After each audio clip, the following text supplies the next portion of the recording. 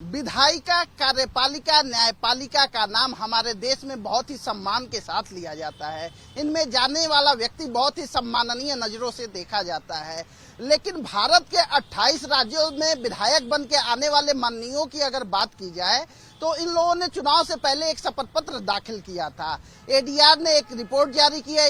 इस रिपोर्ट में यह डाटा पाया गया है कि देश के 4001 विधायकों में से 44% विधायक दागी हैं, जिनमें 114 विधायकों पर तो महिला अपराध जैसे मामले दर्ज हैं और 14 विधायकों पे धारा 376 का भी मामला दर्ज है। अब क्या सच है क्या झूठ, यह तो माननीय न्यायालय तय करेगा।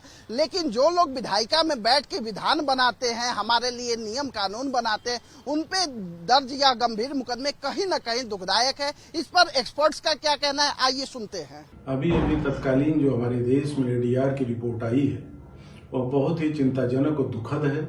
जिस देश में महात्मा गांधी, जवाहरलाल नेहरू, जाकिर हुसैन, सरदार पटेल, लाल बहादुर शास्त्री जैसे लोग स्तंभ राजनीतिक रहे हों, जो हमारे लोकतंत्र के स्तंभ थे, आज 44% विधानसभा में राजनेता ऐसे हैं जो कि किसी न किसी आपराधिक रूप से संलिप्त हैं, उनकी संलिप्तता है, उनका बहुत ही खराब प्रदर्शन रहा है समाज में। समाज को जागृत होना पड़ेगा। अगर इस तरह के लोग लोकतंत्र में जाके सदन में बैठेंगे तो सदन में अगर उनकी सहभागिता होगी तो हमारे देश में किस तरह से लोकतंत्र की रक्षा होगी वह बहुत दुखद है। खासतौर पर उत्तर प्रदेश, महाराष्ट्र, बिहार और तेलंगाना, जहाँ पे सबसे अधिक संख्या विधायकों की ऐसी है जो आपराधिक प्रवृत्ति के हैं। ये लोकतंत्र पर डाका डालते हैं। लूट जैसे संगीन अपराधों में इनकी संलिप्तता है। हमारे देश को, इसको लोकतंत्र को जिंदा रखने के लिए हमारे मतदाताओं को, हमारे नौजवानों को और खास तौर पर जो राजनीतिक पार्टियां हैं, सबको इस पर विचार करने की जरूरत है कि अगर देश को बचाना है, लोकतंत्र को जिंदा रखना है तो ऐसे लोगों को सदन में जाने से रोकना होगा। बहुत बहुत धन्यवाद। एडीआर की जो रिपोर्ट आई है वह समय समय पर देश की न्यायपालिका ने भी यह चिंता व्यक्त की है और विद्वानों ने भी चिंता व्यक्त की है कि हमारी चुनी हुई लोकतांत्रिक व्यवस्था, जिसके द्वारा हम अपना जनप्रतिनिधि चुनते हैं, उसमें आपराधिक प्रवृत्ति के लोगों का बहुसंख्या में प्रवेश हो गया है। यह चिंता की बात इसलिए है कि डॉक्टर लोहिया ने कहा था कि जब अच्छे लोग राजनीति में हिस्सा नहीं लेंगे तो निश्चित रूप से असामाजिक तत्व उसमें राजनीति में हावी होंगे और इसका परिणाम हो रहा है कि न्यायिक व्यवस्था कमज़ोर हो रही है, कार्यपालिका कमज़ोर हो रही है और सदन की गरिमा और कानून बनाने की जो प्रक्रिया है वह भी कहीं न कहीं प्रश्न चिन्ह है।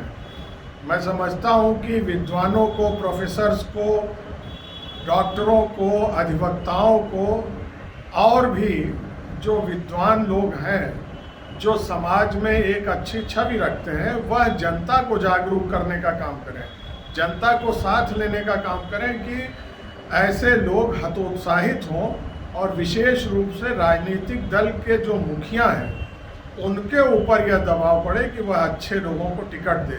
पैसे का, बाहुबल का, अपराधियों का जो महत्व है, अभी बंगाल में हमने उसका उदाहरण देखा है, अन्य प्रदेशों में भी देखते आ रहे हैं।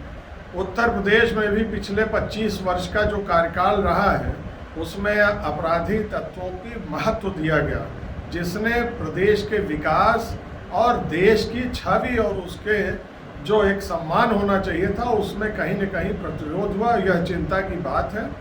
मैं समझता हूँ कि यथाशीघ्र इस देश के जनमानस को, छात्रों को आगे आना चाहिए कि योग्य और विद्वानों को राजनीति में लाएं, जिससे कि एक अच्छी व्यवस्था हम आगे बढ़ा सकें, देश की तरक्की हो। नमस्ते सभी दर्शकों को नमस्कार। मैं एडीआर की तरफ से त्रिलोचन शास्त्री बोल रहा हूँ। अभी कुछ समय पहले हमने एक रिपोर्ट निकाली थी कि हमारे देश में सारे जो राजनीतिक दल हैं और विधायक हैं उनकी एक तस्वीर बनाई है। तो हमारे देश में लगभग 4000 MLA या विधानसभा के विधायक हैं। तो वो ये क्या बताता है?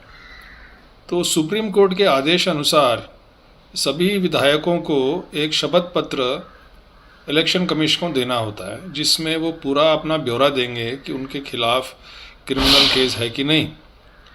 तो हमने ये एनालिसिस किया और हमने ये देखा कि 4001 MLA में से 1777 यानी कि 44% ऐसे विधायक हमारे देश में हैं जिनके खिलाफ क्रिमिनल केस हैं। इसको थोड़ा और गहरे में देखें तो ये पता चलता है कि जो संगीन या गंभीर मामले हैं, अगर उनको कन्विक्शन हो गया तो 5 साल से ज़्यादा की जेल सज़ा मिलेगी। ऐसे 1140 विधायक हैं, लगभग 28%।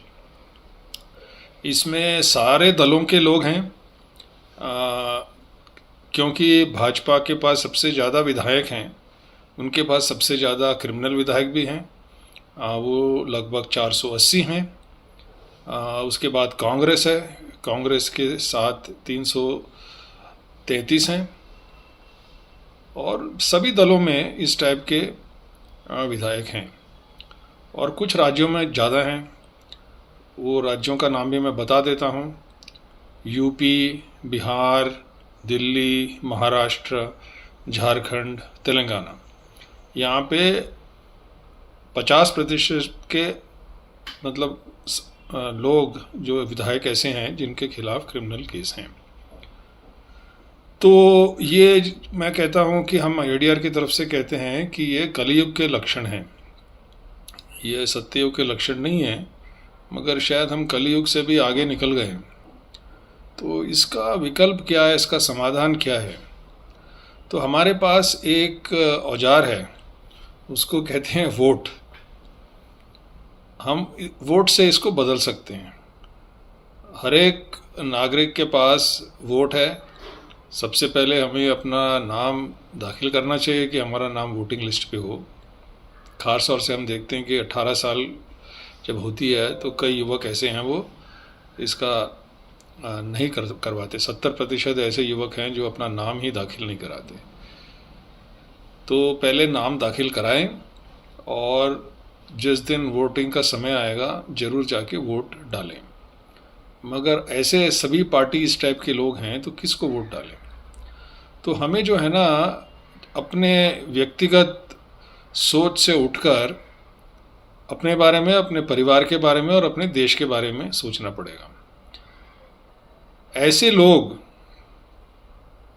जिनको जेल की सज़ा हो सकती है, उनको अगर हम वोट देंगे तो सुशासन नहीं होगा, दुशासन होगा। दुशासन जो है, दुर्योधन का भाई का नाम भी था, तो दुशासन होगा। तो हमारा एक कर्तव्य है कि हम सही आदमी को वोट दें। तो ये जानकारी कहाँ से मिलेगी? आप इलेक्शन कमीशन के वेबसाइट में देख सकते हैं, नहीं तो www.myneta.info ADR का वेबसाइट है। माई नेता में आप ढूंढ सकते हैं किसी भी राजनीतिक दल का, केवल विधायक या सांसद ही नहीं, किसी भी उम्मीदवार का भी पूरा चिट्ठा हमने वहाँ पे रखा हुआ है कि भाई इनके पास कितना केस है, क्या है, कितना जायदाद संपत्ति है, शिक्षित है कि नहीं। तो पहले हम हर एक उम्मीदवार के बारे में समझें, जानें और फिर वोट दें, नहीं तो ये कलयुग समाप्त नहीं होगा। जय हिंद, धन्यवाद।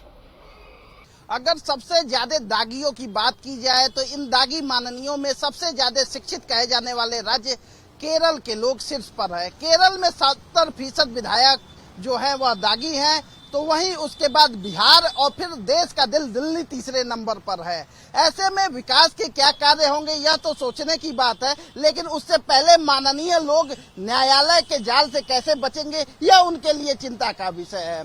देश का जो लोग विधान बनाते हैं, राज्यों के विकास की जिनके ऊपर जिम्मेवारी रहती है, उनके ऊपर मुकदमों से बचने की पहले जिम्मेवारी नजर आ रही है। कैमरा पर्सन सरबजीत सिंह के साथ दिव्येंदु राय, भारत एक्सप्रेस, लखनऊ।